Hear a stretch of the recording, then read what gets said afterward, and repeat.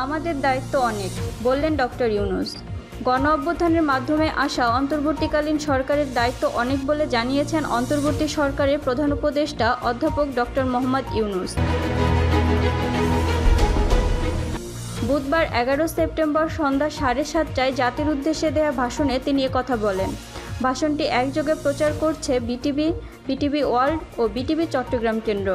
তিনি বলেন, আমি আগেও জানিয়েছি, আবারও জানাচ্ছি, গণ অভ্যুত্থানে সকল শহীদের পরিবারকে পুনর্বাসন করা হবে। সকল আহত শিক্ষার্থী, শ্রমিক জনতার চিকিৎসার সম্পূর্ণ ব্যয় সরকার বহন করবে।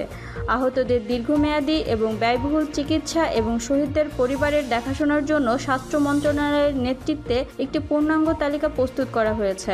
এখন নতুন তথ্য পাওয়ার ভিত্তিতে এই তালিকা হালনাগাদ করা হতে থাকবে। তিনি আরও বলেন, এই গণ অভ্যুত্থানের শহীদদের স্মৃতি ধরে রাখতে সরকার তার যাত্রা লগ্নে জুলাই গণহত্যা স্মৃতি ফাউন্ডেশন নামে একটি ফাউন্ডেশন প্রতিষ্ঠার উদ্যোগ নেয়। এখন সে ফাউন্ডেশন তৈরি হয়েছে। সব শহীদ পরিবার ও আহতদের সর্বোত্তম চিকিৎসা সহ তাদের পরিবারের সম্পূর্ণ দায়িত্ব এই ফাউন্ডেশন গ্রহণ করবে।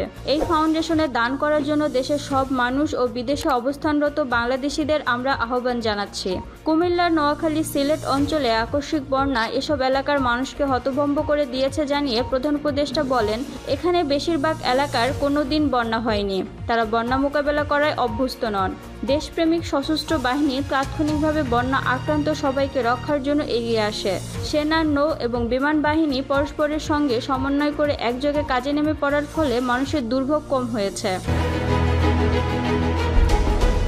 এর পরপরই এনজিও ও সাধারণ মানুষের দেশের সব অঞ্চল থেকে দলে দলে এগিয়ে এসেছে। আমি বিশেষ করে দেশপ্রেমিক সেনাবাহিনীকে আবারও ধন্যবাদ জানাচ্ছি। দেশের সব দুর্যোগকালে তারা সবসময় আন্তরিকভাবে এগিয়ে এসেছে।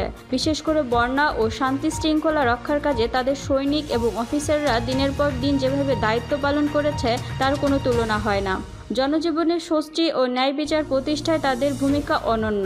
বাংলাদেশ সশস্ত্র বাহিনীর সকল সদস্যকে ধন্যবাদ জানিয়ে তিনি বলেন, তাদের সততা, ত্যাগ ও অসীম দেশপ্রেমের জন্য দেশের স্বাধীনতা সংগ্রাম থেকে শুরু করে বন্যা, খরা, ঝড়, বৃষ্টি, ঘূর্ণিঝড় সহ সকল প্রাকৃতিক দুর্যোগে আপনারা সকলের শেষ ভরসার স্থান। দেশের প্রতিটি ক্রান্তি লগ্নে আপনারা দেশের মানুষের পাশে থেকেছেন। দেশের স্বাধীনতার পক্ষে, সার্বভৌমত্বের পক্ষে অবস্থান নিয়েছেন। দেশ গঠনেও আপনারা সবার আগে এগিয়ে এসেছেন। বিগত জুলাই হতে শুরু হওয়ার গণ অভ্যুত্থান, বন্যা, নিরাপত্তা প্রদান, অস্ত্র উদ্ধার সহ সকল কার্যক্রমে আপনারা সফলভাবে দিনরাত কাজ করে যাচ্ছেন।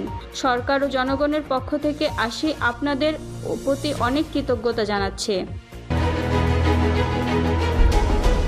অধ্যাপক ডক্টর মোহাম্মদ ইউনূস বলেন, বন্যা আমাদের জনজীবনে আরেকটি দিক উন্মোচন করল। দেশের সকল জায়গায় মানুষের সক্রিয় সহানুভূতির জোয়ার উঠেছিল অবিশ্বাস্য মাত্রায়। ব্যবসায়ী, অর্থবান ব্যক্তিরা যেমন তাদের অর্থ নিয়ে স্বতঃস্ফূর্তভাবে এগিয়ে এসেছিল, তেমনি দেশের বিভিন্ন প্রান্তে সাধারণ মানুষ, স্কুল, কলেজ ও বিশ্ববিদ্যালয়ের ছেলেমেয়েরা জোয়ারের ঢলের মতো যার যার সামর্থ্য নিয়ে এগিয়ে এসেছে। অনেকেই ছুটে গেছে বন্যার্তদের সহযোগিতা করার জন্য। এনজিওরা বিভিন্ন জায়গা থেকে ছুটে গেছে তাদের সহায়তা নিয়ে। তাদের কাজে অনুপ্রাণিত হয়ে আমি এনজিও নেতাদের সঙ্গে বৈঠক করেছি কিভাবে সরকার তাদের কাজের সঙ্গে সরকারের উদ্যোগকে সমন্বিত করতে পারে সেটার কাঠামো তৈরি করে দেওয়ার জন্য। বন্যা এখন চলে গেছে, কিন্তু পুনর্বাসনের কঠিন কাজ আমাদের সামনে রয়ে গেছে। সকলের সহযোগিতায় আমরা পুনর্বাসনের কাজটি সফলভাবে সমাধান করতে চাই।